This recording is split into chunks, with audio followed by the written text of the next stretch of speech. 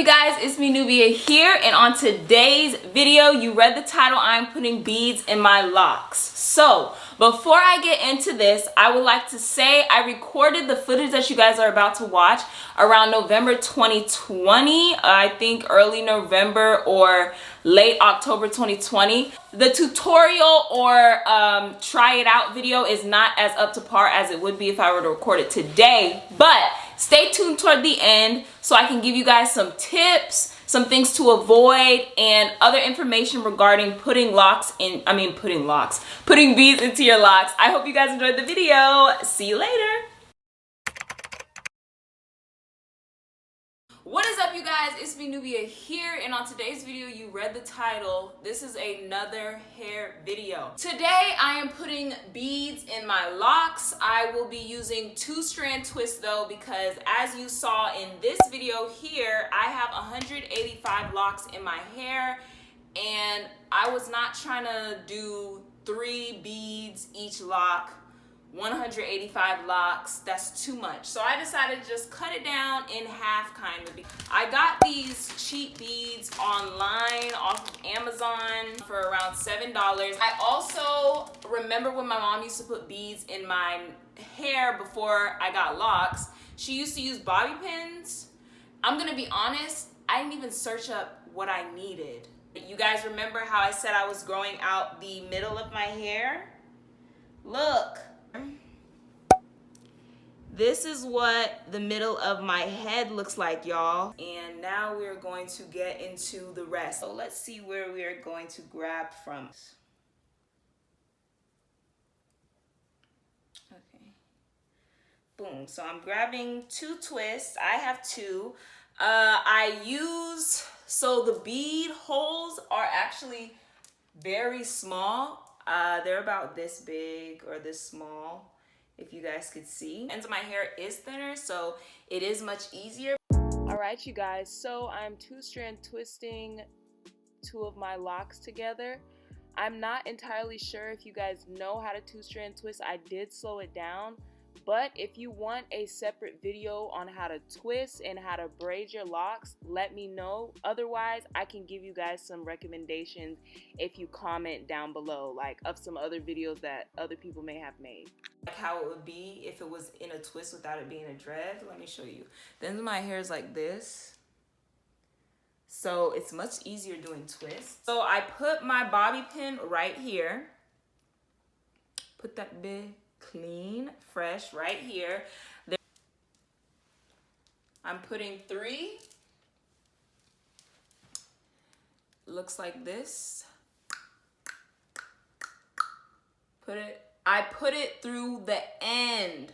All right, so here I'm pulling the 2-strand twist straight through the bead. I did have a little bit of trouble, but it wasn't too bad. And then here I'm just taking the remaining amount of hair that I have left below the last bead, and I'm flipping it over the last bead only and using a small rubber band to secure it right there between the 2nd and the 3rd bead. You only have to secure it using the bottom bead. I do not recommend trying to secure it throughout the entire sequence of beads that you're using within each lock. And then boom, looks like this. Doesn't look completely straight, but together you don't really notice. So here is the microwave look, of course.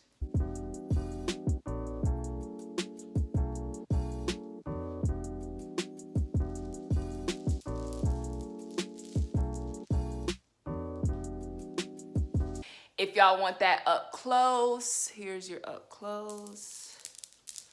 Hair, beads, beads, look, beads. Jangle, jangle, jangle, jangle. Doing this to my hair took me about, I would say 3.5 hours. For about the first, I would say 30 minutes. I was kind of figuring out how to try it, filming me doing it. So that probably had something to do with why it took me 3.5 hours. I hope you guys enjoyed watching me try my new hairstyle. Now, before you try out this hairstyle, I have a few tips for you guys for preparation and just the hairstyle as a whole. I do recommend that your hair be damp or not wet but damp, just so that it's just easier to maneuver. I find that my hair is way easier to maneuver in different styles when it is damp. Also, it'll help if your hair is damp because once the 2-strand twists come out, given that you are using 2-strand twists, your hair will be wavy, so it'll give it a cute wavy look. Some other things I would like for you guys to consider before putting beads in your locks is 1, use beads with large holes. It doesn't matter how thin the shaft of your lock is, it doesn't matter how thick it is. I suggest that if you can get a bead with a large hole, even larger than the ones that I showed on that I got from Amazon, I suggest you guys use those, only because having the pressure with the tight hole around your lock will cause it too thin over time, especially the longer you keep it in the style. So I suggest start off with your beads having a big hole, so that 1, it's easier to put your lock through the hole, and 2, the end of your locks are not thinning. Which brings me to my next tip. Make sure when you're using the rubber band to secure your locks, you're not tying the rubber band around too many times. I made that mistake my first time putting the beads into my locks, and it caused the ends of some of my locks to thin.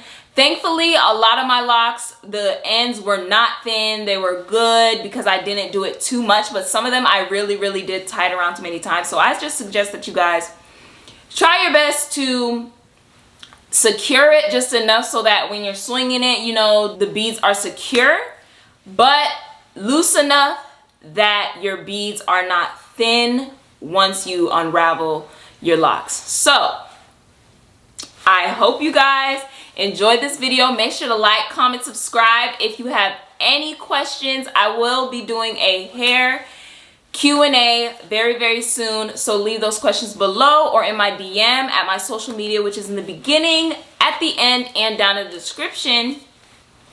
Can't wait to see you guys.